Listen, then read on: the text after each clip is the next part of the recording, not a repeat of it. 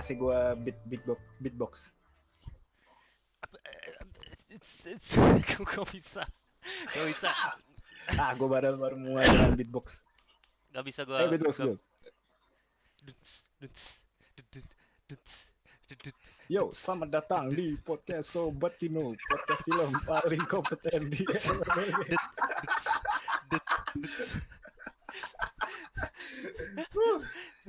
Ya, selamat datang di Sorry, Sobat Beat Kino. City. Ya, yuk.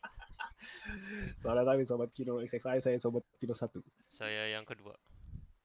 Saya yang ketiga. Dan ini Selamat adalah datang. Woo. Ya, apa kabar semuanya? Gimana kabarnya, sehat? Sehat ya. Alhamdulillah ya. Gue sebenarnya nggak terlalu sehat, cuman sekarang udah sehat.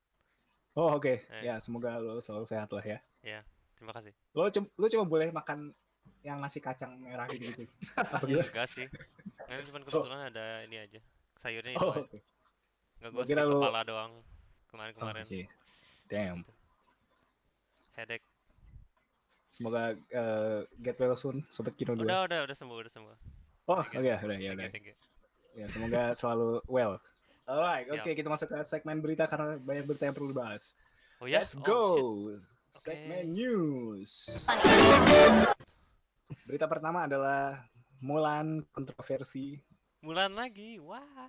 Wow. Ya, ini kontroversinya masih seputar soal kayak berhubungan dengan artisnya dan Republik Rakyat Cina ya. Jadi intinya kayak tempat syutingnya kalau nggak salah itu dia pakai lokasi yang itu kan, yang tempat Cina buat concentration camp yang minoritas Islam yang di Cina yang waktu itu kasus ramai banget. Uighur apa sih? Iya, Uighur, Muslim Uighur. What the fuck?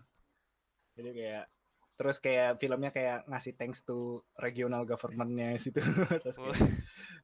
Bahkan di Cina untuk beberapa masyarakatnya film ini ditentang kan karena kayak banyak kontroversi gitu. Oh. Ini emang film yang seharusnya nggak eksis sih.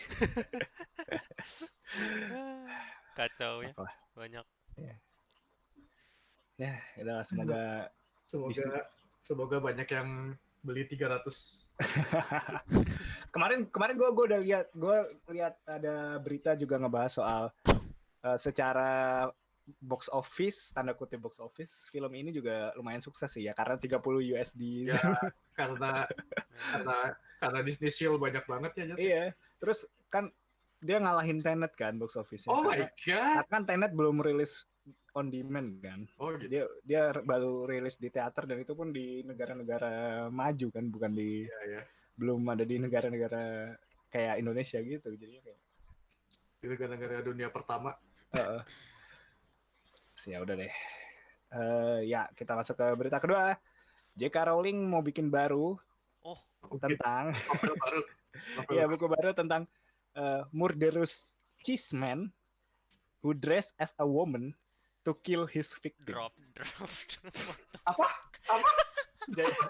Jadi coba gue terjemahkan secara bebas dulu. Jadi buku terbaru itu tentang pembunuh yang nyamar jadi cewek. Jadi itu kayak cheeseman itu maksudnya pria straight heteroseksual. Pria straight heteroseksual. Yang pura-pura jadi cewek, jadi trap gitu lah ya. Jadi cross dress. Terus dia serial killer yang nyamar jadi cewek buat bunuh victim. Ya, kalau ini dikaitkan sama isu J.K. Rowling yang anti transgender beberapa bulan lalu, ini kayak tone deaf banget sih. Lanjutkan J.K. Rowling. Tapi interesting sih jadinya mungkin. Gue suka komen ada yang reply tweetnya kayak, wow, can believe the writer behind Cho Chang, the Irish wizard who love to blow things up, and the hook-nosed goblin who control wealth has done this. What the fuck? Karena kan kalau misalnya orang lihat secara hindsight, komik novelnya J.K. Rowling itu juga karakternya stereotip semua kan. Kayak karakter Cho Chang, terus goblinnya kayak Jew dan sebagainya. Terus house slave-nya juga kayak gitu-gitu. Terus nice. Ya gitu deh. Nice. Jadi kayak harusnya udah kayak kita bisa ngelihat ini bakal kejadian gitu. Ya gitu. Yes. Ya. Sukses lah. Semoga Tapi ini kayak semoga J.K. Rowling dapat target market baru di kalangan redneck. Tapi ini kayak pick up ini banget ya, apa sih? Media gitu judulnya. Apa? Betul. Premisnya. Nggak tahu deh. Iya. Ya, itulah J.K. Rowling. Tapi speaking of J.K. Rowling universe, gua rasa kayak Harry Potter tuh udah nggak perlu lanjut sih ininya. Cinematic universe-nya kayak udah waktunya berhenti. Kenapa tuh? Tapi gue rasa juga fans-fansnya J.K. Rowling yang dulu gede di kayak misalnya di Tumblr gitu, udah pada malas sama J.K. Rowling juga sih. Jadi Iya. Kan waktu yang kasus kontroversi J.K. Rowling tuh si Daniel Radcliffe bikin tulisan juga kayak dia nggak setuju statementnya sama J.K. Rowling gitu. Kayak kalau dia support transgender gitu-gitulah. Terus kalau gitu ya, gue jadi ngerasa dulu kan pernah kan kayak J.K. Rowling itu tahun 2018 gitu, 2019 gitu, pernah ada masa di mana J.K. Rowling tuh nge-retcon tasnya ini kan, Iya. Harry Potter, karakter Harry Potter gitu. Iya. Itu Dumbledore tuh gay. Iya. Tapi dia nggak pernah mention di bukunya. Jadi itu kayak percuma dong. Iya. Dia kayak nge-retconnya tuh di tweet gitu aja. Ya di tweet, cuman gue jadi ngerasa itu tuh all for nothing gitu. Iya makanya. Terus speaking of intellectual property yang harusnya udah nggak berlanjut, kalian apa? Apanya? Kayak misalnya kalau menurut gue tadi Harry Potter harusnya udah nggak lanjut lagi, kayak udah berhenti abis gitu. Iya. Kalian mungkin franchise intellectual property. Apa Nus? Gue bias sih. Nggak apa-apa. Marvel. Yo, Marvel. Shit, gue pengen ngomong Marvel. Shit. Yoing. Gak apa-apa nih, kita sama-sama capek. Kenapa? Kita sama-sama bosen. Kenapa? Alasannya apa? Kalau gue sih bias aja. Kalau gue emang nggak suka aja. Gue pengen itu hancur. gue at this point walaupun naratifnya oke gitu, gue ngeliatnya kayak franchise kayak Fast and Furious gitu sekarang Marvel itu. Ya betul. Nah, Fast and Furious juga harus berhenti sih. Berhenti. Itu sih ya betul. Cuman Fast and Furious kayak ya udahlah gitu. Kalau gue, kalau Marvel kan fansnya berisik. Jadi gue males. Wah, lo gatekeeping ya. Nanti orang normal mau nikmatin superhero gimana? Masa mereka harus baca komik kan capek. Iyalah baca komik. Tapi ya gatekeeping tuh kind of best man. Oke. Ini apa? Ini gue hot take gatekeeping itu diperlukan kan. Lo kayak 4chaner di ini ya di Feel Goodsman ya. Alright, oke, kita kembali. 1, 2, 3. Boom. Oke. Dan kemarin Harry Potter ada rilis game, dan speaking of game, kita masuk ke topik ketiga adalah PS5. Hah, PS5? Gue masih gak tahu mau main apa di PS5. Nah, PS5 ini gue juga cuma masukin PS5. Jadi kemarin kayak cuma rilis beberapa game dan harga ya. Ya gimana kalian sebagai resident gamer, silakan. Saya tidak. By the way, ngomong-ngomong harga, gue sangat tidak suka harganya $70 ya, harga gamenya ya. $70 itu di Indonesia. $70 itu di Indonesia bisa sampai 1 juta itu. True. Kill. Kayaknya game udah lagi bukan tapi ini brengsek sih, kapitalis gamer ini pasti kayak mereka ngerti audiensnya udah makin tua dan makin ini, jadi kayak udah adik. Menurut gue sih kayak ya udahlah, gue kalau mau beli gini, game PlayStation itu gak bakal tahan lama harganya, jadi ya udah gue nunggu murah aja gitu. Kalau misalnya gue beli PS5 ya, gue gak bakal beli pas rilis gitu. Gue belinya pas ini aja, pas udah diskon, kayak kan mereka suka ada diskon kan. Ya, pokoknya gue kayak waktu itu aja lah. Gue nggak sabar beli PS5 buat main FIFA 2021. Nice. Why? Rik, gimana Rik tanggapan lu tentang berita sih. PS5?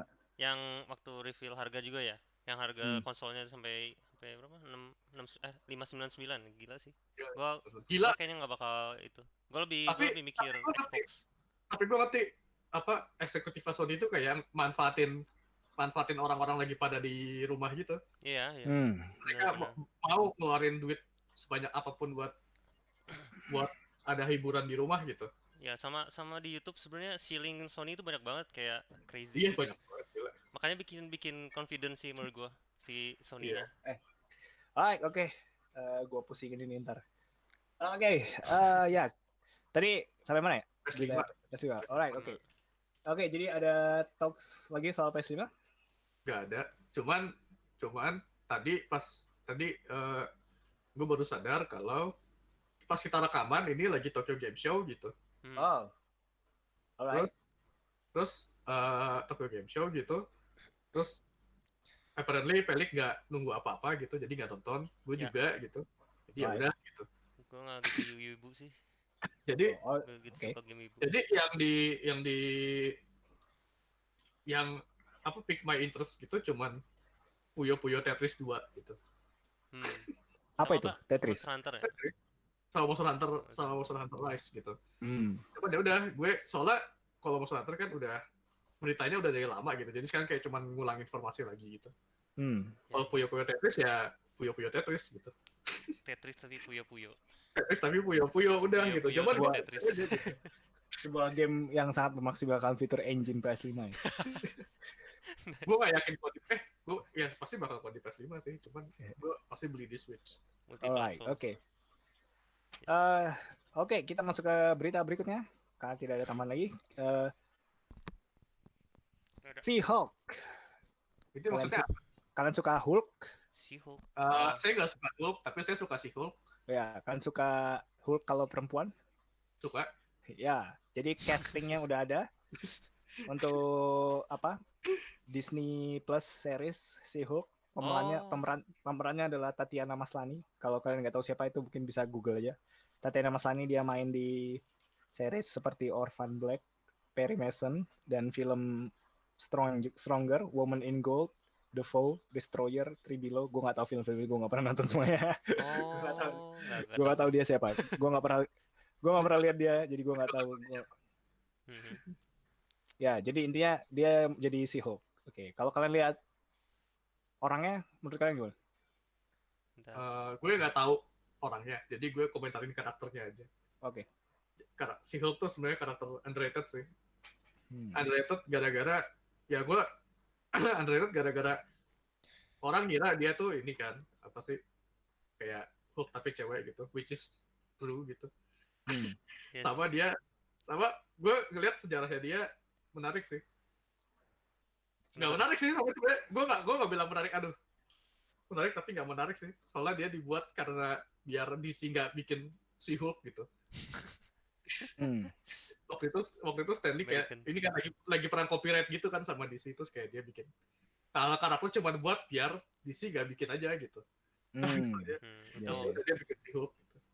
Ya.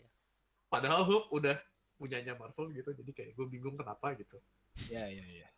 Tapi underrated gara-gara ini sih, gara-gara ini gue ngomong dari orang yang kerja di industri kayak gambar-gambar commission anime gitu ya. Apa cewek-cewek berotot kayak Hulk gitu pasarnya lagi jalan gitu. Jadi gue ngerti kenapa dibuat sekarang. Cewek-cewek berotot gitu lagi laku banget gitu di pasar-pasar fetish gitu. Ya, tapi yang kemarin lagi rame di Twitter gara-gara aktrisnya nggak mirip sama karakternya, kayak bilang kurang buff, kurang yang komen kayak begitu tuh nggak tahu kalau di Hollywood tuh ada personal trainer ya. Iya, terus boobsnya kurang gede gitu-gitu, terus kayak ya gitu. Alright. Go. Oke, speaking of adaptation, berikutnya adalah kalian suka anime? Tidak. Oh, oke. Ya udah kita skip berita yang satu ini.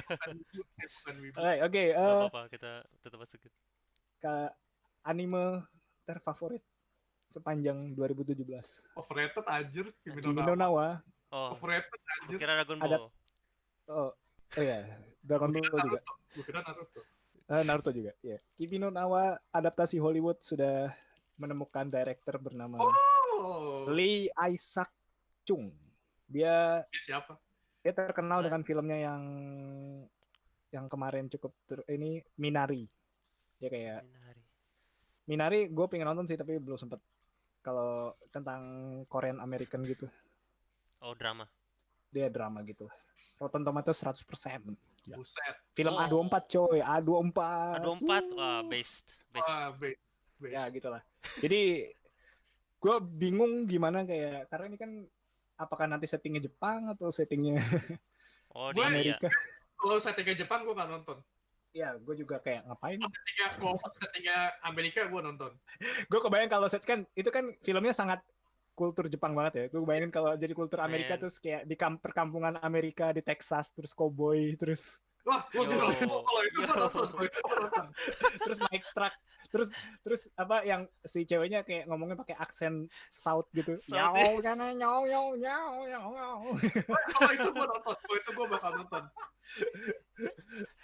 Dan gue bakal bilang bagus cuman buat bikin marah wibu-wibu sekitar gue. Terus soundtracknya country. Yes. Banjo. Gue sangat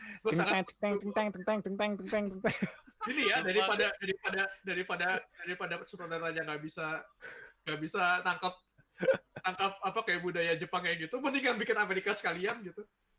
Yes. Unlikely sih, cuman let's go. Gue seneng kalau itu berhasil buat kalian. American style. Wait. Yo. Itu di tempat gue ya, ada background musik. Ada ondel-ondel lewat. Okay. Oh my god. Oke. Gue kayak Death Note aja yang punya peluang di westernisasi, mereka nggak bisa gitu. Gimana kayak? Gue bakal nonton cuman buat ngeliat serusak apa gitu. Yeah. Tapi kalau ngeliat direkturnya gitu, gue yakin dia. Gue nggak yakin sih, kayak 50-50 lah gitu fakatnya gitu. Ya Spike Lee aja ngeadaptasi apa film yang itu. Yang mana? Apa tuh? Apa? Ada. Gue lupa nama. Malcolm X. Film enggak Spike Lee ngadaptasi film Korea itu. Old Boy.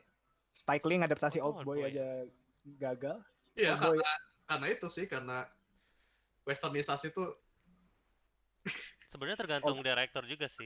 Spike Lee kan kayak kurang Tapi kan Spike Lee kan masuk kategori director yang critical acclaim gitu. Oh. Iya. Kayak kalau di compare sama si Lee Isaac Chung kan dia juga critical acclaim gitu kan. Dan Spike Lee pengalamannya lebih lama malah. Makanya gue bilang 50-50. Iya. Ya. Gue bakal seneng banget kalau di western. Ya, harusnya itu cara bikin better adalah kayak gitu. Kayak fuck sama haters. Fuck whips. Fuck Twitter SJW dan 100% adaptasi jadikan settingnya Amerika, country musik, terus gadisnya jadi kayak cowboy, terus dia kayak naik apa ngendarain truk gitu, terus kayak cowok kan ceritanya kan cowoknya kan dari kota kan, iya. Ada dari New York gitu. Iya, cowoknya kayak hipster New York gitu, terus dia kayak kehidupan desa Amrik gitu yang peternakan sapi, terus kayak cowboy kayak gitu. Wah ya anjing, let's go. Ya itu pitch gue buat bikin film ini jadi better. Ganti judulnya sekalian ya, jadi Barn Life atau apa gitu. Gue juga tetap your name tapi your name. Oh my god. Banyak dong, plural. You all bukan. You are aja. Iya. Terus harusnya direkturnya bukan Lee Isaac nih, harusnya yang lain nih, yang Amerika banget nih harusnya. Ya mestinya Paul W.S. Anderson gitu. Oh shit. Ntar ada Mila lagi dong. Oh iya, ceweknya Mila. Alright, oke, kita masuk ke berita berikutnya adalah akhirnya MCU is back. Dan MCU is dead. Okay. Dengan WandaVision. Oh iya. Ayo, Tok. Gue suka sama trailernya. Gue nggak tahu apa-apa by the way sama komiknya. Tapi yang gue lihat di trailer kayak gue nggak ngerti apaan ini. Tapi itu bagus kalau di trailer kan. Jadi kayak gue ngeliat trailernya vibe-nya kayak apa? film jadul itu. Soap opera. Iya. Soap opera tahun Bukan. Jing, gue lupa, gue mau ngasih reference tapi lupa mulu. Oke, lanjut tuh, kalian komen. Gue cari. Ya itu, gue udah gitu doang. Gue nggak tahu sih, mungkin Yunus lebih tahu sih. Twilight komik Zone. kan itu? Enggak. Apa konsepnya premisnya dari komik premisnya. Cuman ini ceritanya bakal baru gitu. Soalnya kalau di komik, oh gitu. Istrinya Vision yang di komik yang dengan cerita kayak gitu, dengan cerita kayak kehidupan sehari-hari begitu, bukan si siapa? Bukan si Wanda, bukan si Scarlet Witch, tapi dia kayak bikin keluarga sendiri gitu. Iya. Anaknya juga Vision kan. Gitu-gitu. Ya tadi gue mau reference ini kayak vibes-nya kayak Twilight Zone gitu. Kayak terjebak di satu setting sitcom terus kayak surreal gitu. Kalau misalnya eksekusinya kayak Twilight Zone kayaknya bakal menarik sih. Yes. Clever juga nama judulnya, kayak gue suka banget. Iya, WandaVision itu. Ya itu mereka nggak wasting time sih. Itu pasti udah kayak langsung dipakai lah. Kalau mereka nggak pakai judul itu gue malah surprise sih. Oh gitu. Ya kayak missing opportunity aja kalau nggak pakai. Nice. Tapi ya gitu. Kalau ya gue ngeliatnya konsepnya menarik, cuman kalau misalnya eksekusinya ternyata nanti kayak MCU lagi gitu, kayak Soulless kayak film-film MCU gitu, ya males juga sih. Pasti sih. gue cuma suka premisnya. Gue ekspektasi 0 by the way. Iya. Mungkin ini clever tapi kayak gue nggak mau terlalu excited sama film-film Marvel. Understandable. Yeah. Dan ini bukan film tapi ini series loh by the way. Oh ini series? Wait. Iya, series buat Disney Plus. Oh sama aja berarti ya. Gue mikirnya apakah ini bakal jadi series dengan budget yang direndahkan tapi cashnya top billing atau gimana kan, kayak soalnya kan series pasti nggak bakal se-high budget ini film. Sekarang gue nggak excited lagi kalau ini series. Kali ini wasted banget aja. Ya soalnya emang ini plannya dari awal gitu kan, series yang ini sama yang Falcon dan Bucky itu juga series. Terus ada lagi kalau salah gue lupa. Yang Loki juga series. Fuck. Disney Plus, here I come. Oke. Ya gitulah. Berikutnya kita masuk ke berita yang cukup menyedihkan. Ini berita duka datang dari kucing kesayangan internet yang baru saja berpulang, yaitu Longcat. September 16 kemarin Longcat. Akhirnya kayaknya kucing internet akhirnya udah pada berpulang ya. Longcat, Nyancat, Grumpy Cat, Chonkers. Chonkers yang mana ya? Enggak, itu ya di internet apa di Reddit. Chonkers /L. Lu tahu kan kontroversinya? Iya. Itu cuma beberapa bulan aja sih by the way. Ya. Tapi Longcat udah lama banget ya. Mulai dari kapan sih dia? Dia dari itu 4chan-nya Jepang itu. Apa namanya? 4chan-nya Jepang? 4chan? 2chan ya. Futaba. Ya itulah, dia dari 4chan-nya Jepang itu awalnya di post di situ. Damn. Tinggal ini aja nih. Tinggal siapa ya? Kucing internet kayaknya udah nggak ada lagi deh yang meme klasik. Udah habis. Piano Cat apa gimana? Nggak ada kabarnya? Nggak tahu deh kalau Piano Cat. Yang heavy breathing ada tidak? Apa? Yang heavy breathing gitu kucingnya. Oh, itu kayaknya unidentified deh. Iya. Kalau yang itu. Kalau Doge masih hidup. Gue follow Instagramnya. Kabusumama. Nice. Ya itu cuma update aja. Oke. Ya kita masuk ke berita terakhir. Adalah kemarin juga minggu lalu anniversary Shawshank Redemption. Ya gitu aja. Terus gue baru belajar kalau ternyata Shawshank itu pas awal muncul dia malah flop. Oh. Gara-gara kayak waktu itu orang tuh tingkat kepercayaan sama kriminal. Itu kan filmnya kayak menghumanisasi prisoner kayaknya. Nah waktu itu kriminalitas di neighborhood itu kayak lagi tinggi banget, kayak kalangan SDM rendah itu sangat kriminal lagi tinggi banget, jadi kayak kelas menengah ke atas itu pada insecure sama itu dan mereka sangat percaya sama polisi gitu. Jadi kayak mereka nggak bisa dibuy kalau ada kriminal yang ternyata baik gitu. Kayak nggak bisa lah gitu. Jadi kayak 2020 kaget ya. Iya. Nah, film ini tapi baru setelah beberapa bulan kemudian dia kayak ternyata orang-orang baru kayak nganggap oh ini bagus, terus kayak pas sudah rilis di blockbuster video gitu-gitu, jadi kayak orang baru apresiasi. Setelah itu mereka masuk Oscar dan menang, terus ya udahlah gitu. Sisanya sejarah. Ya pokoknya awalnya resepsinya buruk lah. Apalagi waktu itu presidennya siapa? Bill Clinton, gue lupa. Nixon, bukan. 90-an udah bukan Nixon, Bang. Apa namanya? Clinton. Ya, dia kayak ngasih ada undang-undang tentang kriminalitas gitulah pokoknya. Jadi kayak American sangat ini banget. Plotnya yang nulis Stephen King. Iya, Stephen King. Iya, betul. Plotnya pasti emang dari awal gara-gara orang nggak akan nonton sih. Tapi kalau mereka udah nonton, masih ngerti. Iya sih, gue baru nonton berapa bulan lalu kan, kayak wow, ini bagus sekali, gue kemana aja kayak. Tapi ini emang kan kayak top 10 film yang harus ditonton sebelum mati, terus kayak gue nonton kan kayak wah ini emang decent banget sih film ini. Oke. Lo kayak list film yang kamu nonton sebelum kamu mati gitu, gue gak pernah percaya list kayak gitu. Gue kayak selalu lihat random, gue gak pernah sengaja ngeliat, kayak cuma ada artikel apa lewat terus kayak oh ya udah di Facebook gitu ada yang lewat video gitu terus kayak. Nah terus waktu itu di kantor lama gue ada yang punya bukunya itu 1000 film you must see before you dead, terus gue buka sambil scroll gitu, kayak ya banyak lah nama-nama yang generik kayak Citizen Kane, Shawshank Redemption. Only 1000, really? Iya dia kayak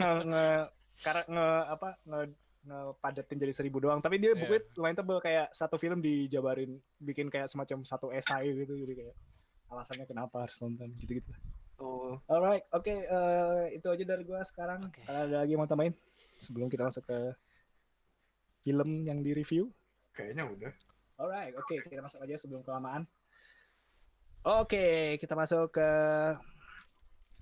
film yang akan di-review bernama Azrax.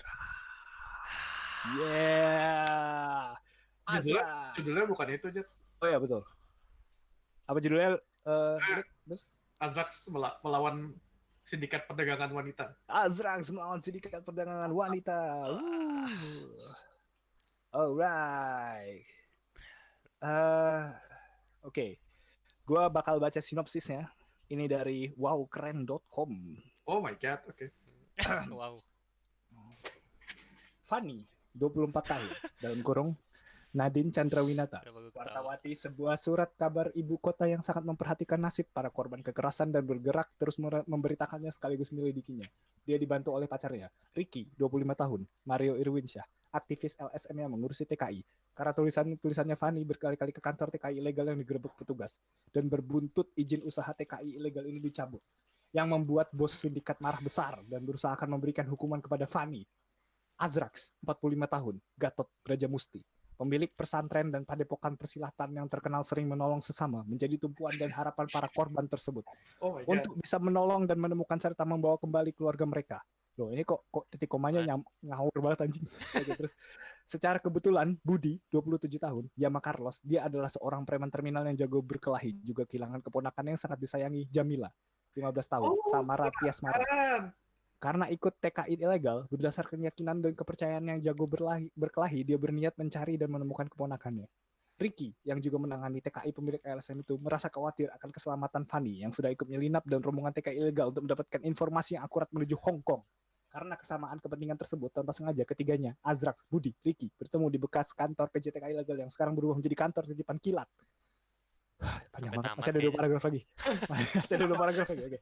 Bersama-sama ketiganya mencari informasi, bekerjasama mendatangi alamat dan lokasi jaringan dan menghadapi tantangan dan bentrok secara fisik, bahkan nyawa terancam dengan para sindikat TKI ilegal tersebut. Akan tetapi secara tim, mereka dapat mengatasinya.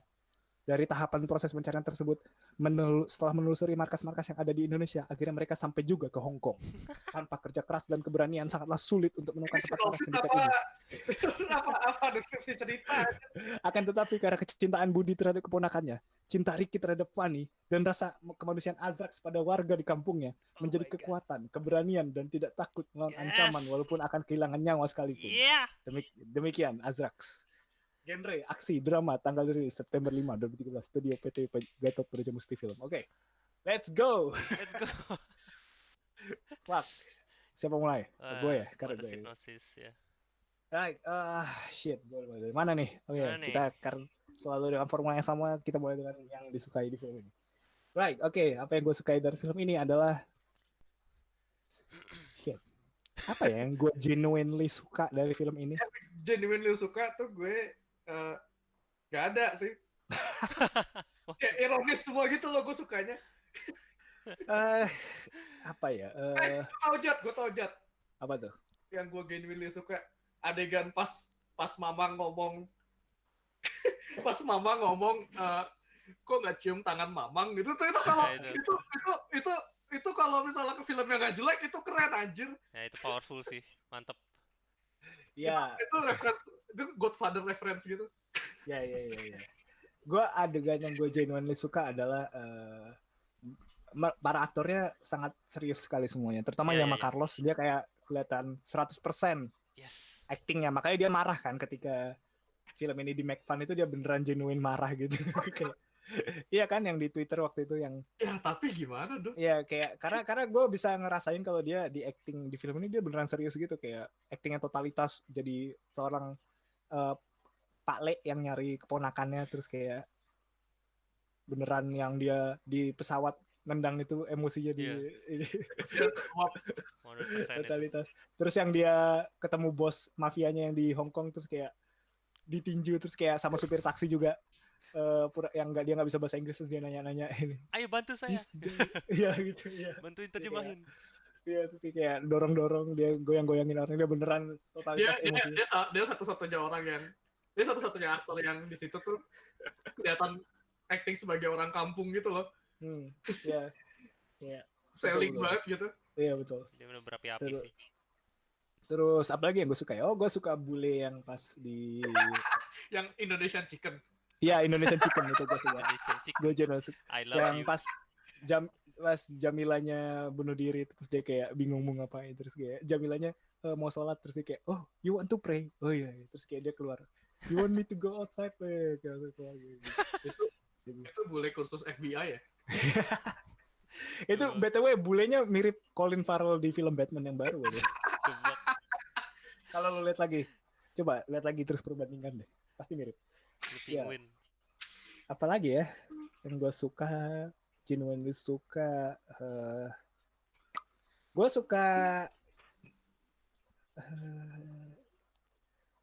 suka nepotismenya Gatot dan dia pakai semua keluarganya Brajamusti untuk berperan di film. Gue suka sih dia pakai anaknya buat peran jadi harem gitu. Iya, buat jadi anaknya buat sexually interesting ke dia. itu bold move banget ya. Terus beneran anaknya juga totalitas actingnya kayak thirsty banget. Gue confident kalau mereka tuh beneran thirsty ke Gatot gitu loh. Bener-bener kayak conflicting banget. Ya, apa lagi ya? Ya itu dulu deh dari gue. Kalian deh. Alik belum nih. Gue sukanya apa ya? Gue sukanya banyak sih. Dari sangat. Dari yang tadi Jati bilang. Ini yang suka lo serius bukan ironis. Kalau ironis gue juga banyak. Oh iya, yang suka yang serius ya. Tadi yang si Mamang itu, yang ada keluar Mamang terus ada flashbacknya, gue suka. Kayak flashback yang tidak ada yang tidak di-establish. Iya, yang nggak di-establish, tapi somehow kayak itu satu-satunya momen di mana Azrak kayak emosinya berubah gitu. Dia benar-benar kayak shit. Mamang dia sampai kayak roll eyes gitu lihat Mamang turun dari tangga kayak what the fuck. Tapi ya gitu kalau nonton pertama kali tuh kayak siapa anjing gitu. kayak kalau lu cuma sekelebat doang kayak what the fuck. Emang aneh. Iya aja. Tapi gue perhatiin ya, yang scene Mamang dan establish sebelumnya nggak ada itu, kalau bukan orang-orang yang suka nitpicking kayak kita ini, kayaknya nggak bakal ngeh deh. Iya. Ya nggak sih? Sadar nggak sih? Soalnya nggak tahu. Soalnya kayak casual viewer tuh kayak nggak. Kenapa film-film kayak gini tuh sering banget di film Indonesia ya? Kayak plot hole kayak gitu ya karena emang casual viewer kadang nggak notice gitu. Yang notice tuh orang-orang yang udah biasa nitpicking kayak kita bertiga ini. Kayak. Masa sih? Iya tahu. Coba aja tes. Gini masalahnya ini karakter yang nggak pernah keluar sama sekali gitu loh. Oh iya gue tahu. Tapi ini kenapa bisa slip away dengan mudah itu ya karena sutradaranya nggak peduli. Iya karena juga casual view. Karena tahu juga penonton Indonesia rata-rata ya nggak terlalu pay attention yang ke gitu-gitu sih. Iya. Makanya bisa. Makanya Comic Code laku ya. Ya gitu deh. Tapi iya. Gue juga sebenarnya setuju kalau scene Mamang tuh bisa jadi salah satu key yang nge-drive naratifnya sebenarnya. Karena temanya sama kan, uang kotor gitu. Iya betul. Semua ada uang kotor termasuk Azrak juga gitu kan, kayak wow. Kayak sama ironis gitu filmnya. Oh iya, gue suka yang di awal yang dia kayak ngasih nasihat soal kalian harusnya ikut lewat TKI yang sudah disediakan oleh pemerintah ya gitu-gitu kayak pesan layanan masyarakat ini ya disponsori nama Departemen Tenaga Kerja ini kayak skripnya kayak iklan pemerintah banget anjir. Itu kayak oke, itu gue suka sih kayak wow ini iklan pemerintah banget. Ini kalau ini adegan ini di-cut terus kayak dikasih logo pemerintahan ini orang percaya ini iklan pemerintahan aja. Coba aja kalau Azrak waras gitu terus bisa masuk ke PSI. Mantap. Fuck. Oke. Mungkin kalau yang disukain secara ironis boleh di-share. Aduh, nggak kelar-kelar ya. Ya udah ke top 5. Top 5 masing-masing orang berarti ya. Dari siapa dulu? Kalau gue brief aja biar cepat. Gue suka yang gue lupa sebenarnya. Oke, kalian dulu deh. Gue kayak udah bikin dulu. Yang pertama. 2 minutes in. Ngejar-ngejar apa sih orang-orang yang ngejar Ois. Oh. Berantem kan? Terus gitu. Terus Azrak tiba-tiba ngomong nendang tuh kayak gini gitu. Oh iya. Cut meledak Azrak melawan sedikit perdagangan wanita. Itu gue nonton 4 kali selalu ketawa. Itu mantap sih. Karena katanya jelek banget. Iya. Terus sama itu yang pertama, yang kedua gue masih dekat-dekat situ. Jadi kan Ois kan akhirnya kan dibawa sama mas-mas yang bertiga itu kan. Betul. Terus Azrak kalah tuh. Tapi enggak. Jadi Azrak makan siang terus dipanggil kan. Itu tolong Ois gitu. Nah, terus ke orang tuanya. Terus Ois mah nggak apa-apa gitu. Soalnya Ois kan udah mens gitu. Gue bingung kenapa gitu. Why? Cuman ya udah gitu lewat gitu. Orang-orang banyak ketawa sih kalau yang pas dia bilang ngomong mens itu. Terus abis itu udah kan? Iya, yang mau mens tuh aneh banget sih. Terus yang ini Azrak ini kan kalah kan, terus Oisnya dibawa gitu. Terus kan dia kan ninggalin makan siangnya kan buat nolongin Ois kan. Terus datang terus pas balik lagi makan siangnya dimakan kucing terus dia marah gitu. Iya. Marahnya teriak gitu terus gue kayak wah mood gitu. Apa lagi ya? Terus yang notable ini Azrak ini memprediksi ini memprediksi podcast video ini. Mantap. Memprediksi Joe Rogan. Betul. Memprediksi Deddy Corbuzier. Siapa tuh? Joe Rogan. Deddy Corbuzier ketemu Joe Rogan. Ahead of its time. Oke. Iya, narik. Udah 5 ya? Belum, masih 3. Oke. Terus, apa lagi ya, anjir? Kayak momen-momen kayak Cilukba gitu-gitulah, kayak ya udah gitu.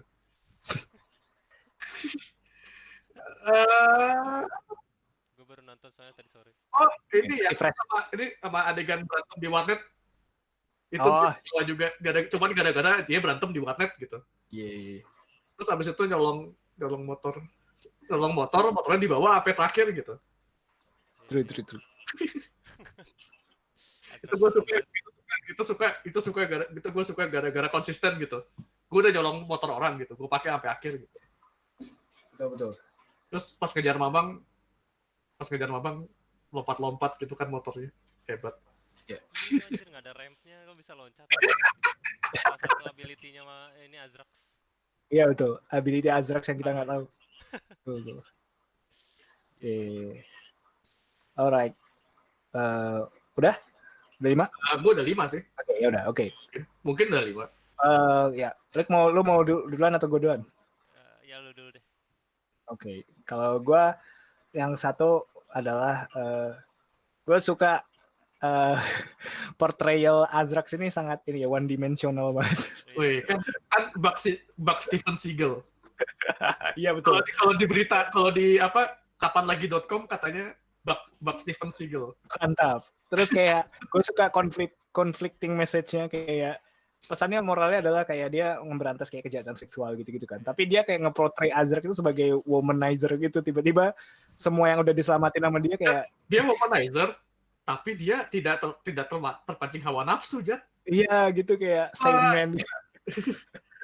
Cuma mau makan ya. Dari tadi gitu. terus. Terus tahun 2019 ketahuan punya sex cult gitu. Ya itu nanti gitu bahasanya. Terus ya gue suka, yang kedua gue suka, tentu saja gue suka scene dia memanfaatkan anaknya untuk thirsty gitu. Oke, tadi gue bilang gue suka anaknya jadi thirsty sama dia. Setelah itu gue suka apa lagi ya? Ironic. Oh ya, gue suka karakter bosnya, karakter bule itu ya, of course. Bule Indonesian Chicken. Indonesian Chicken. Ya, terus gue suka footage handheld yang di Hong Kong. Oh iya. The best. Ya, ketahuan banget kalau mereka nggak izin buat syuting di situ jadi. Like gue kayak gerilya gitu. Ya, gue suka semua figuran yang di Hong Kong deh pokoknya, gue suka juga, kayak ketahuan banget. Oh iya, yang Bamba Victoria Park itu.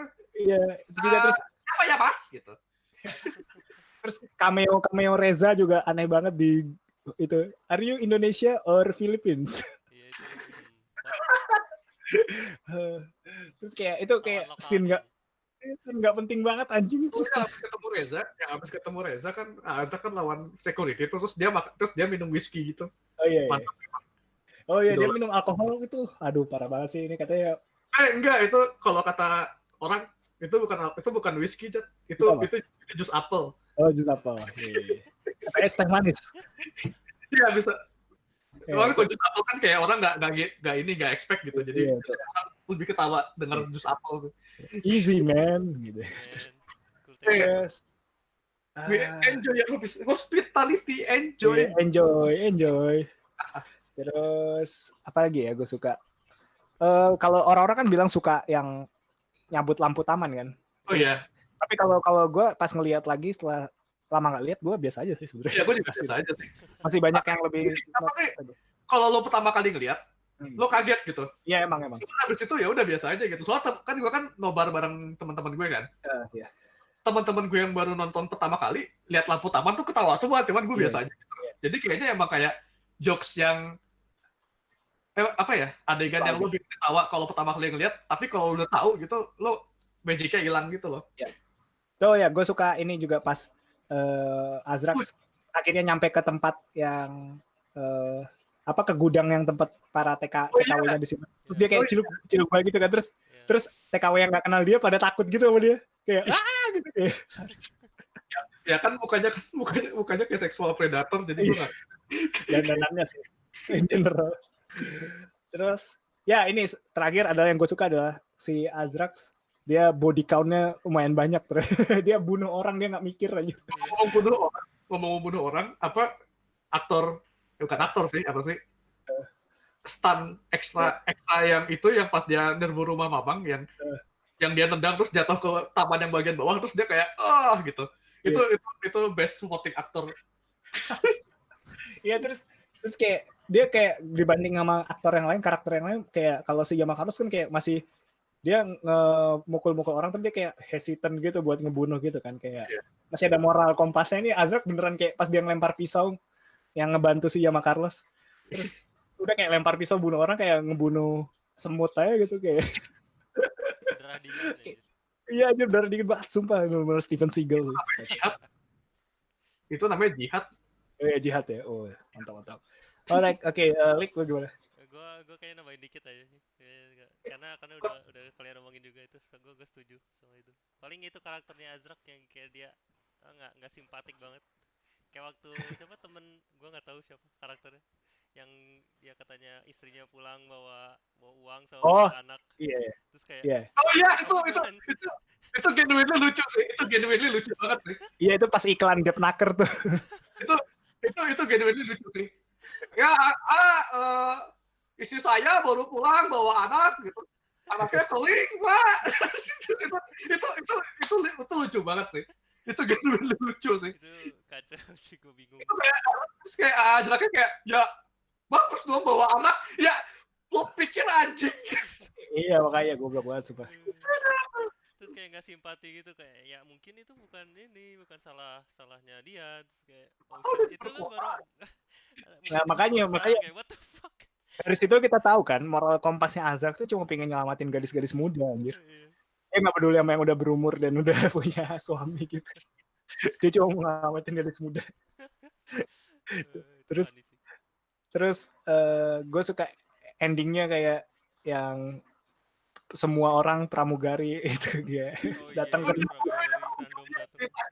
juga anjir.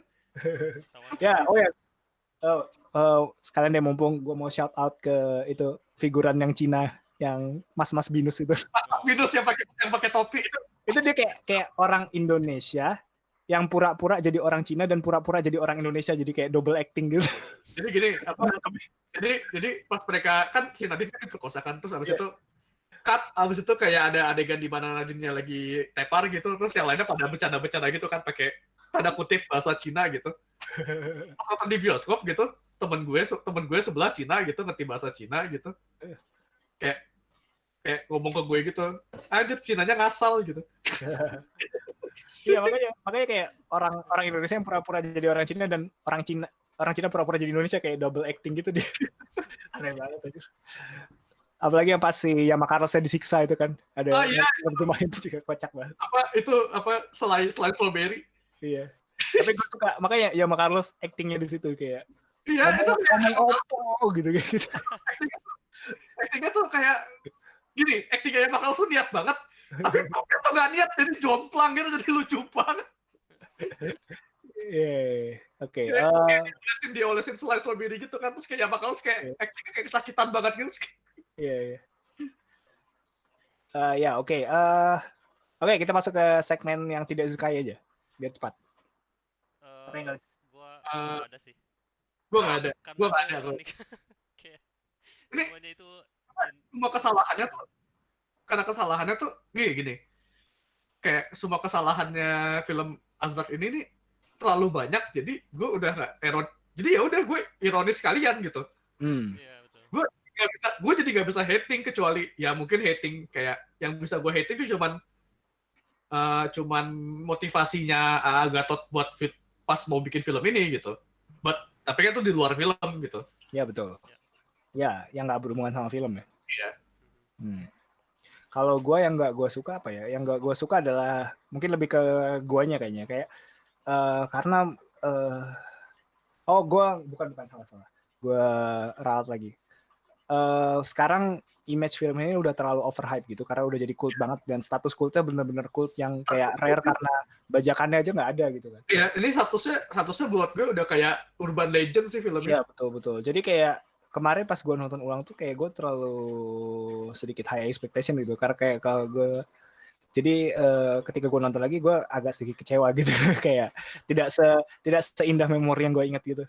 Ya, jadi kayak tapi banyak sih kayak beberapa yang dulu bikin gue ketawa, gue nggak ketawa, tapi banyak juga yang dulu gue miss, jadi gue tangkep gitu. Karena gue juga udah nonton film-film Indonesia yang status cultnya sama gitu, kayak Rafathar dan Garuda Superhero gitu-gitu. Jadi kayak gue kemarin jadi kayak nge-compare gitu, kayak apakah ini better atau setara dengan film cult Indonesia yang lain gitu. Kalau bandingannya Garuda Superhero, gue rasa mendingan Azrak sih. Karena Garuda Superhero tuh di tengah-tengah tuh bosen banget. Iya sih. Kalau Garuda Superhero cukup boring sih.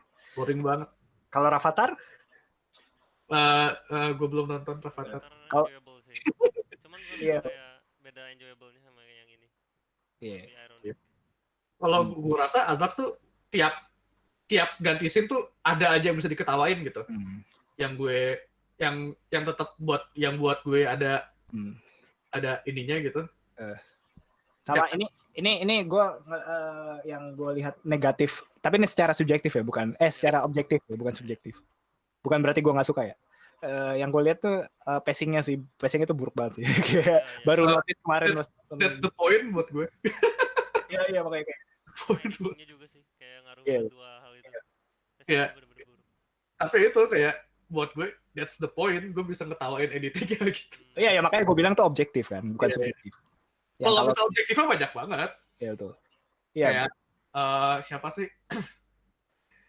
Bahasa Inggrisnya Nadine jelek banget. Gue nonton bareng temen gue kemarin. Temen gue tuh ada yang Nadine what the fuck gitu. Kenapa lo mau gitu?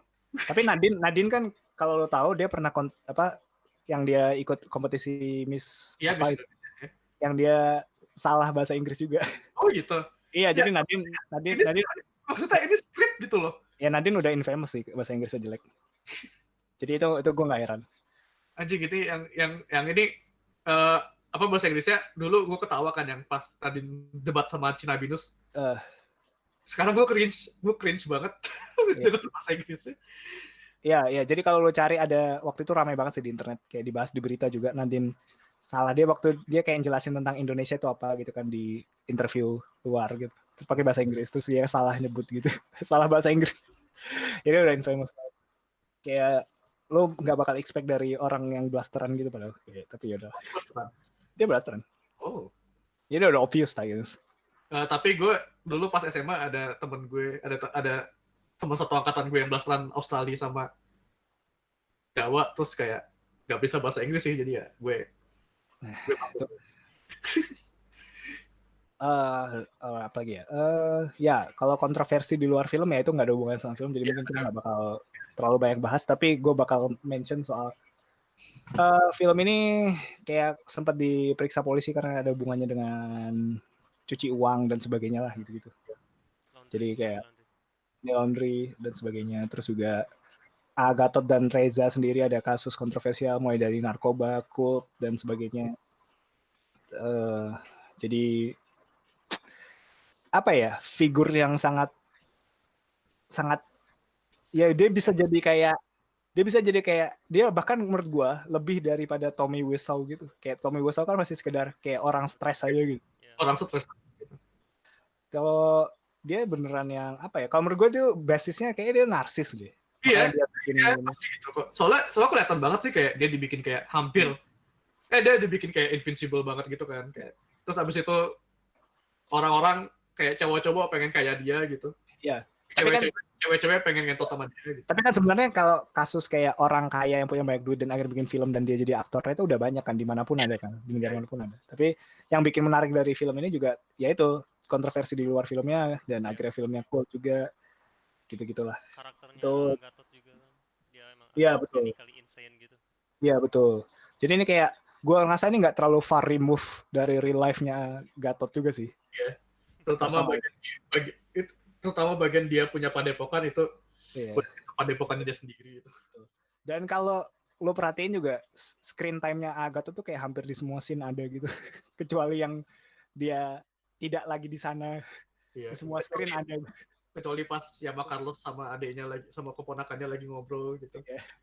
Karena beda kota. Atau Nadine lagi diam-diam.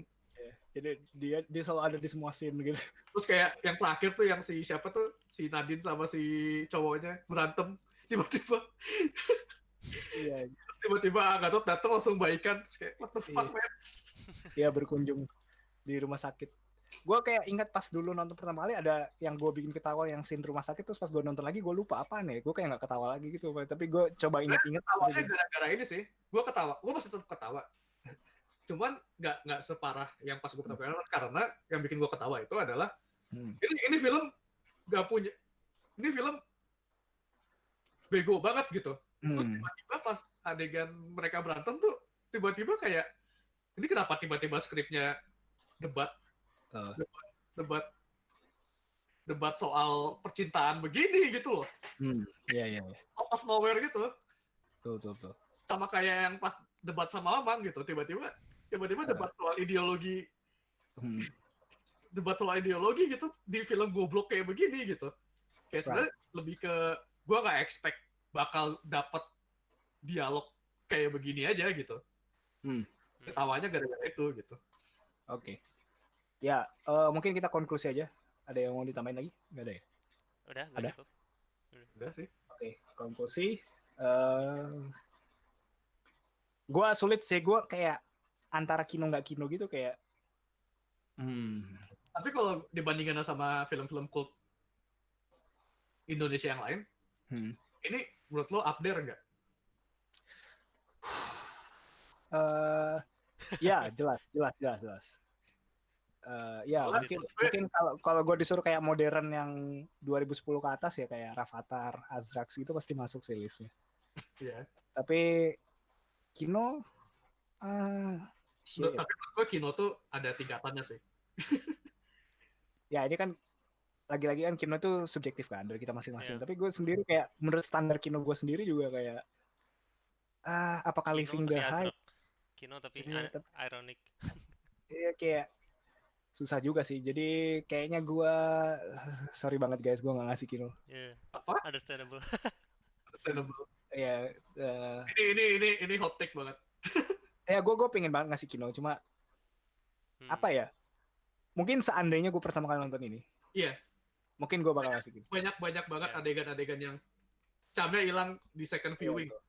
Betul. Terus kalau soal rekomen, gue kayaknya gue bukan kayaknya ini kayak ini loh. Tau nggak perasaannya kayak kita nemu video lucu di YouTube, terus lo ngasih tahu temen lo, terus kayak, wah ini lucu banget, lo harus lihat gitu. Ya kayak gue nggak mau kayak gitu ke film ini, karena kalau kita kayak gitu film ini lo bakal kecewa karena ketika temen lo nggak bisa ngerti lucunya di mana, akhirnya lo sendiri yang kecewa gitu. Jadi ketika gue pengen rekomendasikan ini adalah gue harus tahu ke siapa dulu, kayak apakah dia belum pernah nonton atau dia emang entusias sama film-film goblok kayak gini gitu. Karena gue kemarin nawarin ke cewek gue dan dia nggak tertarik sama sekali gitu. Kayak ini film kayak dia udah nonton The Room dan dia suka banget. Terus gue bilang kan kayak ini kayak The Room loh. Ini sutradaranya juga nggak jelas, terus aktornya juga sama yang mirip-mirip Tommy Wiseau gitu, nggak jelas. Terus dia bahkan nggak mau ngasih chance ke film ini gitu. Jadi kayak emang harus jadi orang yang udah denger dulu soal Azrax tapi belum pernah nonton tuh mungkin bisa. Harus yang udah tahu lore-nya dulu lah, seenggaknya udah pernah denger legend-nya dulu, mungkin bisa direkomendasikan. Udah diceritain soal urban legend-nya gitu. Ini kayak mungkin yang bisa di analoginya kayak Wakaliwood kali ya. Kayak filmnya Wakaliwood kan kayak cult yang ketika lo baru pertama nonton kayak wah, tapi ketika second viewing kayak tired gitu. Wakaliwood gue gitu sih.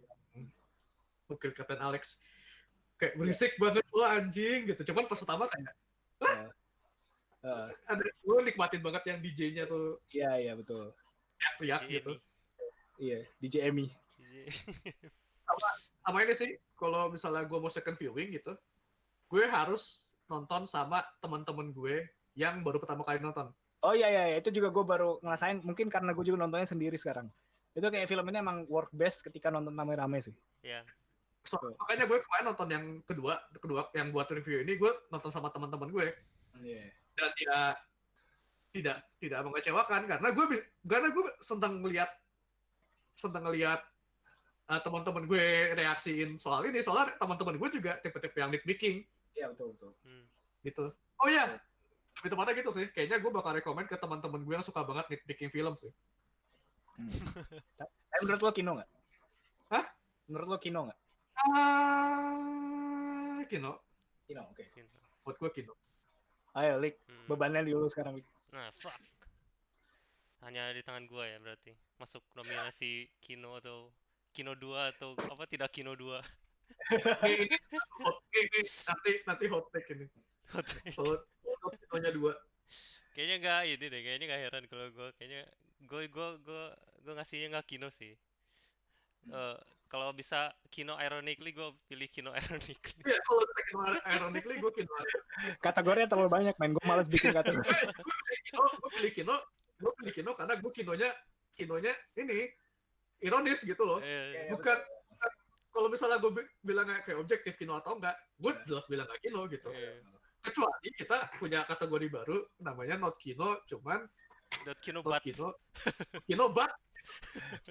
Lo tau gak sih yang pas si Anthony Fantano nge-review album Pink Guy, terus pas dia mau ngasih rating, endingnya langsung abrupt selesai gitu. Jadi kayaknya cop out banget. Ya gue juga bisa aja kayak kita bikin kayak gitu, endingnya cop out gitu, tapi gue gak mau. Gak tahu akhirnya gimana.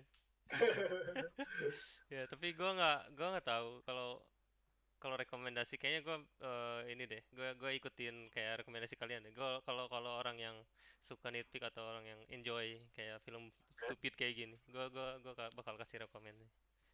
Kayak tipe-tipe orang yang bisa nikmatin Samurai Cop gitu. Soalnya gini loh, orang casual viewer itu kadang belum mengerti konsep humor ironis gitu. Kayak terus ini lucunya di mana, kenapa orang-orang ngangkat lampu taman itu lucu gitu kan. Kayak ini kenapa orang kayak orang-orang yang bisa nganggap kalau Ciluk Batu lucu gitu. Iya. Kenapa scene yang easy man tuh lucu kayak gitu kan. Kayak padahal kan apa bedanya sama kayak misalnya gue compare sama Terminator gitu, kayak yang ngomong I'll be back gitu kan, sama aja one liner juga gitu. Kenapa yang itu nggak lucu, yang ini lucu gitu. Betul. Kayak gitu sih. Jadi agak sulit sih kalau rekomendasiin ke casual viewer. Betul. Berarti ini gue ada cerita soal Azrak sih yang gue lupa kasih tahu. Jadi ini tahun 2015 apa 2016 gitu. Ya. Gue lagi makan di CP di food court-nya. Ini waktu itu pokoknya abis gue lupa ada acara kayak komik-komikan gitu, kayak ini launchingnya Cosmic apa gue kalau nggak salah. Terus abis itu gue kan komikus itu kan pada ngumpul kan, terus gue juga ikut ngumpul gitu. Tiba-tiba, tapi kan karena yang ngumpul banyak jadi kan dibagi dua meja. Nah kebetulan gue ngumpul sama orang-orang yang nonton Azrax gitu, dan kebetulan ada yang bawa topiknya gitu. Terus gak berapa lama tiba-tiba ada 2 orang random muncul, Mas nonton Azrax ya gitu. Terus kita tos bareng aja gitu. Terus kita ngomongin bareng aja gitu. Kayak orang ini gitu. Dan itu gak kejadian sekali gitu. Terus habis itu ada kejadian lagi di mana gue lagi main kartu gitu di toko kartu gitu. Lagi ngomong Azrax, tiba-tiba ada yang nyamperin aja gitu satu orang. Mas nonton Azrax ya gitu. Kayak gue jadi beneran berasa kayak cult gitu dulu itu. Azrax moment. Awesome. Ya. Itu cerita gue soal Azrax di luar filmnya. Mantap. Alright, oke, jadi verdictnya adalah 1 Kino dan 2 tidak Kino. Itu ironis sih, jadi itu kan tidak Kino juga apa? Sekalian aja gitu gue tidak Kino gitu. What? Alright, lu ganti. Soalnya gue Kinonya ironis sih. Oh ya, oke. Kino ironis. Alright, oke. Oke, untuk next week atau next episode lebih tepatnya. Silakan sobat Kino 2. Gua mau rekomend Enola Watson. Oh, Enola Holmes. Kok Enola Watson? Enola Holmes. Kok malah ini aja sih? Psychic. Kenapa lu jadi Watson aja? Iya makanya gue salah ngomong guys. Iya. Itu virtual YouTuber baru ya? Bukan anjir. Gue kurang ngerti referensinya tapi by the way. Speaking of Sherlock Holmes. Yes. Sherlock Holmes itu termasuk IP yang ini loh, public domain loh. Jadi kalau lo mau bikin karakter buat komik atau video atau film, kalian bisa pakai Sherlock Holmes. Free ya? Ya free. Public domain. Selama undang-undang copyrightnya Amerika belum disabotase Disney lagi, jadi Sherlock Holmes punya Disney gitu. Ya udah, selama Sherlock Holmes-nya kalian yang jauh dari yang udah dipakai sama Disney. Sama film-film yang udah make Sherlock Holmes lah. Kalau Sherlock Holmes-nya jadi kayak Benedict Cumberbatch ya udah pasti. Alright, oke. Enola Holmes ya next episode. Alright, oke. Kita masuk ke segmen favorit kita semua. Apa yang kita lakukan minggu ini? Ini segmen anxiety gua by the way. Apa-ngapain? Iya. Bentar gue mikir dulu. Sok Yunus gimana Yunus? Ke area. Gue lagi jati dulu. Lempar-lemparan aja. Aduh, ya gue in terms of pop culture gue ini aja ngikutin The Boys sama Lovecraft Country doang. Yes. Gitu, ya. The Boys. Belum nonton jadi gue nggak bisa ngomong banyak, tapi ya gue cuma bilang kalau spin-off sequelnya itu sangat menyenangkan karena mereka sudah bisa apa ya sedikit menjauh dari materi originalnya tapi tetap menarik gitu. Ya gitulah. Ngembangin cerita baru gitu. Gue sukanya tuh kayak ini sih, kayak proyekan yang fun, bukan kayak serius bagus series gitu. Iya, terus gue mau komen soal kayak orang-orang bilang kalau DC dark, Marvel nggak dark. Terus tapi kayak The Boys bisa bikin series yang tema yang dark tapi nggak harus sinematografinya digelap-gelapin kayak DC gitu. Betul. Ngomong di Marvel tidak dark dan dark kan cuma fans beratnya Marvel atau DC doang. Makanya kan ketika The Boys season 2 kan populer banget, banyak viewer baru kan, yang apalagi viewer yang dari MCU dan DCEU yang mereka nggak punya konten buat ditonton akhirnya pada nonton The Boys kan, terus pada kaget gitu akhirnya kan, karena kayak apa sih ini kayak ada isu rasisme ini karakternya kok rasis sih gitu-gitu, kayak kaget gitu. Makanya kayak aktrisnya kemarin kan diserang yang jadi Stormfront, kayak mereka kayak Stormfront emang konsepnya adalah Nazi Superman gitu. Iya kan ya dari namanya udah obvious gitu, Stormfront kan ininya Nazi. Iya. Terus ya udah obvious gitu kan, terus kayak orang-orang pada kaget kayak kesal saya. Bisa nggak kayak ya kalau film mau nge-portray ya ini kayak balik jadi kayak ke ini ya topik cuties. Gue jadi pengen ngebahas cuties ya, tapi nanti aja. Iya.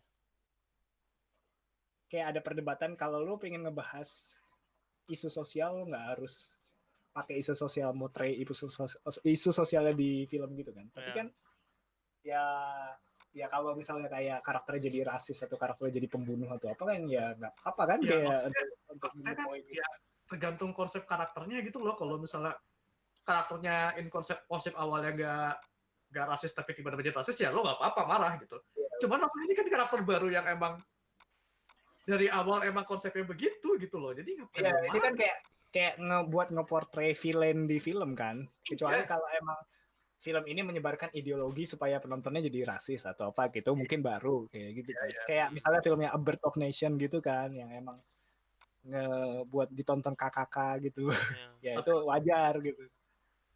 Kalau film kayak ya apa bedanya sama film kayak MCU juga kan, karakternya kan juga jahat, literally Nazi gitu. Tapi kayak orang cuma karena mereka cookie cutter aja, jadi kesannya kayak nggak jahat gitu. Makanya kayak mungkin karena penonton baru buat nyari eskapisme doang, jadinya kayak kaget gitu ketika isu yang diangkat terlalu real gitu. Itu bukan tontonan buat eskapisme sih. Iya. Karena pada kaget kayak isunya diangkat terlalu real gitu. Kayak superhero ternyata jahat dan sebagainya bla bla bla. Gue berharap mereka nggak tim kreatif filmnya tuh tidak nge-tone down dari apa yang udah mereka capai sekarang sih. Nah itu sama gue bencinya karena audiens modern udah dibiasain sama Netflix yang semua nongol. Jadi pada marah-marah gitu kayak nge-compare episode gitu kayak episode minggu lalu lebih bagus daripada episode sekarang kayak.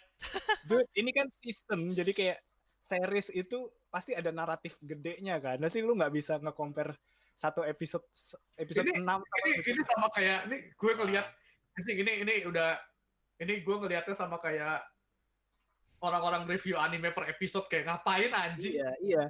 Itu kalau lu film ibaratnya lu ngebandingin kayak lu nge-review film tuh kayak ya tapi menit ke 70 bintang 5 sih, itu kalau menit ke 80 bintang 3 lah kayak gitu kayak enggak nyampe.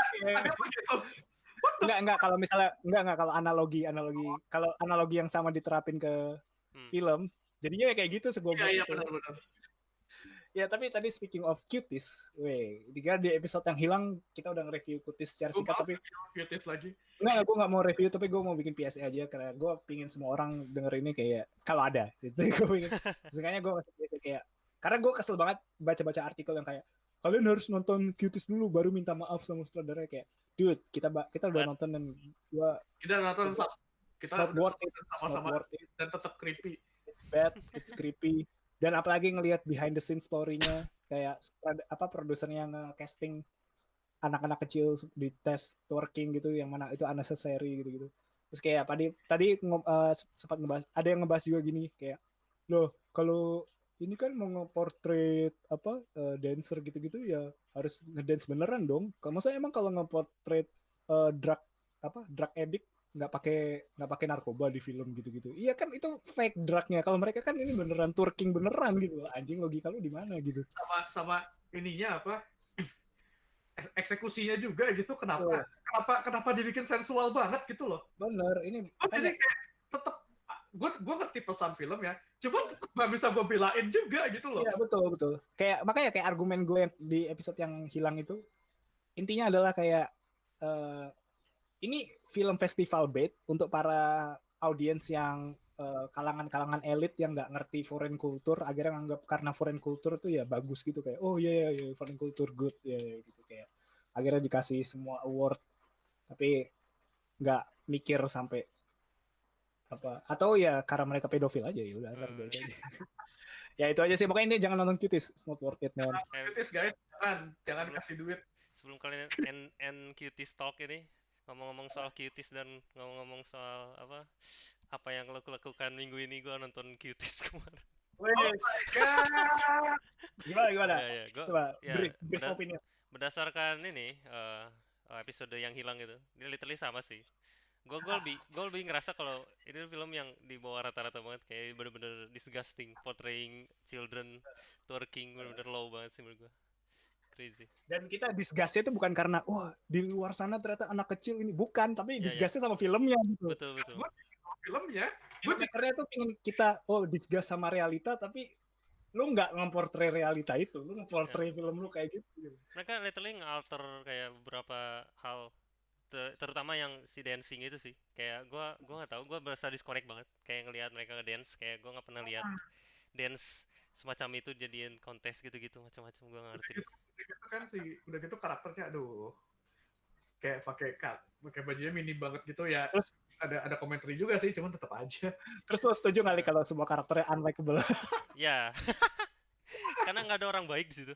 Terutama aja yang gue ketawa tuh yang terakhir yang jeburin temennya ke sungai. Psycho kan, dia psycho aja. Iya, psycho. Itu kacau sih. Bahkan gue ngerut sama ibunya kan. Iya kan. Ibunya ngebela gue jadi kayak nggak jadi deh. Gak maksudnya ibunya kan kayak tokoh yang lo harus ini kan kayak semacam hormatin lah. Dia kan kayak semacam tokoh yang dulu yang dulu gitu. Good guy-nya lah, tapi kayak kenapa lu bela anak lu juga, kayak gue bingung. Ya gitu-gitu. Iya. Karena kayak mau ngasih pesan in the end ibu itu selalu ngebela anaknya gitu kan. Ya itu. Tapi mereka silence in the end, kayak nggak ada dialog berikutnya. Iya betul. Elaborate dong kayak what the fuck. Gue setuju sama bibinya konservatif itu anjir. Yang bibinya yang korban pengajian bebas itu. Tapi kan lu butuh kayak penengah gitu kan, dan ibunya itu kayak cocok banget sama jadi penengah. Jadi dia ngertiin karena dia anaknya. Tapi dia juga ngertiin kenapa bibinya begitu. Gak dikasih reason gitu jadi. Iya makanya kayak gak elaborate why. Gue harus ngapain sekarang dengan informasi useless kayak gini. Terus karakter utamanya juga nggak ada redemption gitu, kayak endingnya juga kayak udah gitu. Ya best karakter selain ibunya adiknya sih. Adiknya gue suka juga. Ya. Adanya literally anak kecil. Iya, literally anak kecil anjir, dia kayak kasihan banget terjebak di situ. Kayak bukan karakter ya, itu kayak cuma anak kecil gitu. Semoga dia inilah orang tuanya dapat royalti yang pantas lah. Orang tua yang adiknya ya, kalau orang tua yang anak-anak yang lain yang dancer, terutama yang cewek yang kacamata itu gue benci banget, gue kayak pengen nonjok mukanya. Oh my god. Cewek kacamata. Gue expect mereka dapat ganjaran sih. Atau enggak semacam kayak redemption lah in real life baru. Iya. Karena ini kayak bener low banget menurut gue, kayak anjir. Ya orang tua mereka yang ngikutin anaknya casting ini malu lah harusnya. Iya. Aduh, bro. Masih kecil. Alright, oke. Baik, itu aja yang lo lakuin minggu ini, Lik. Ya. Alright, oke, cool. Gimana lo, Nus? Gue bikin komik doang gitu. Tapi gue mengkonsumsi pop culture satu. Jadi gue nonton Smiling Friends. Smiling Friends. Itu apa? Jadi itu baru pilot, animasi pilot yang tayang di Tahu. Lo nonton gak? Gue nonton pilotnya. Enggak belum. Gue belum nonton. Premisnya, jadi itu animasi buatannya ini Psychic Fables. Ya, si Zack. Oh, Psychic Fables. Ya, gue tahu. Jadi dia nge-pitching animasi ke Adult Swim. Oh iya, gue ngelihat ininya, apa thumbnailnya di Adult Swim ya. Gue pernah nonton yang pertama kayaknya bulan April kemarin. Iya, April kemarin kok baru. Oke. Terus apa ininya tuh premisnya tuh menarik sih. Jadi perusahaan yang bikin orang jadi tersenyum gitu. Cuman karena ini Adult Swim, jadi ya banyak kayak isu-isu kayak jadi kayak ini yang di pilot ini pasiennya tuh yang ini orang depresi pengen bunuh diri gitu. Terus yang ngisi suara Mike Stoklasa gitu. Oh, alright. Dia depresinya dapat gitu. Menarik. Gue bakal coba. Kalau lihat karakternya si Mike Stoklasa itu tuh dia posenya tuh cuman gitu doang gitu, cuman tangannya pegang pistol gitu ke kepala gitu, sudah gitu aja terus sampai akhir. Ya itu depresi. Somehow bakal trigger gitu.